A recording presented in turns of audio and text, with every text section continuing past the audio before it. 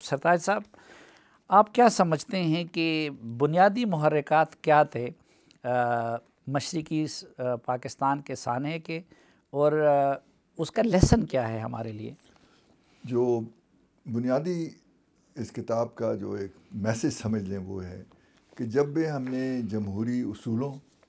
یا جمہوری تقاضوں سے انحراف کیا ہے تو ملک کو نقصان ہوا ہے، اور جو مشرقی پاکستان کا سانحہ تھا وہ ہماری جمہوری نظام قائم کرنے کی ناکامی کی سب سے بڑی وجہ تھی۔ اور اس میں جب پاکستان بنا تو پہلی جو ہم سے اہم بڑی غلطی میں سمجھتا ہوں ہوئی کہ 1955 میں آئین سازی پہلے تو ڈیلے ہوئی، انڈیا نے اپنا آئین 1950 میں بنا لیا تھا اور ہم نہیں بنا سکے 1956 تک، اور وہ بھی ہماری جو مجموعی طور پر جو کوشش تھی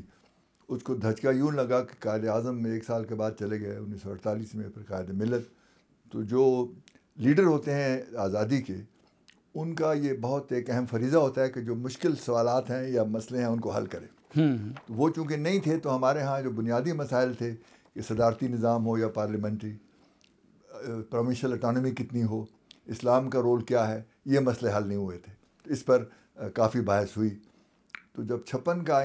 بن رہا تھا تو آخری مرحلے پر وہ ایسٹ پاکستان میں جو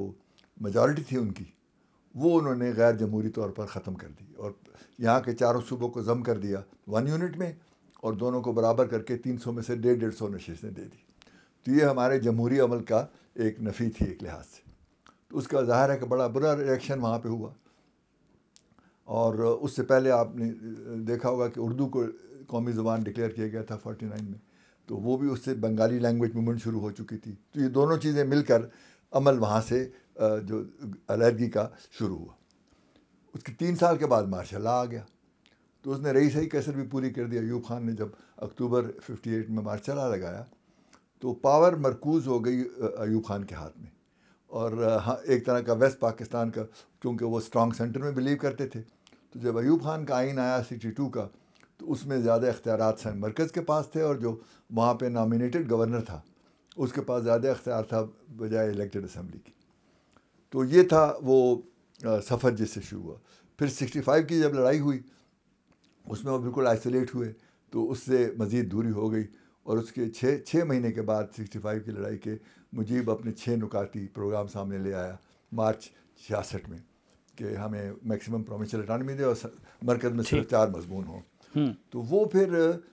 جب یحییٰ خان نے LFO کیا، ایوب خان بھی جب گئے مارچ 69 میں، تو انہوں نے اسپیکر کو ہینڈ اوور نہیں کیا چارج، انہوں نے یحییٰ خان کے حوالے کر دی۔ یحییٰ خان نے ظاہر ہے کہ جو LFO بنایا اس میں وہ غلطی کا ازالہ کیا اور ایسٹ پاکستان کو سیٹیں دے دیں 162 300 میں سے میجارٹی، اور 4 صوبہ بھی 1 یونٹ بھی ختم ہو گیا۔ اور مجیب نے 6 نکاتی ایجنڈا پہ اپنا الیکشن لڑا اور 162 میں سے 160 نشستیں جیت لی، یعنی 300 میں سے میجارٹی۔ حکومت ان کو نہیں دی گئی، کیوں کہ یہاں ان کا ایک، اور چونکہ ایوب خان نے الیکشن کرائے،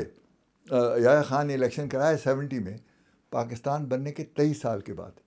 کیونکہ جو کانسٹیٹیوئنٹ اسمبلی تھی وہ انڈائریکٹلی نامینیٹڈ تھی جو انڈیوائڈیڈ انڈیا میں ہوا تھا۔ تو اس لیے وہ